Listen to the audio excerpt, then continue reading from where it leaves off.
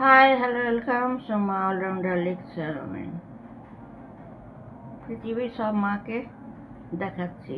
এই যে পিতা, দেখো মা, তোমরা সকলে পিতাকে মিষ্টি, চকলেট, এখানে লাড্ডু রিয়া এনেছিল, লাড্ডু, সোনপাপড়ি, দই, সব দেওয়া হয়েছে। তবে মনটা খুব খারাপ।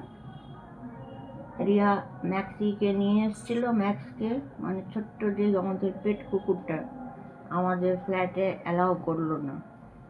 তো যাই হোক, আমি লং ভিডিও নিয়ে আসছি, তোমাদের বলবো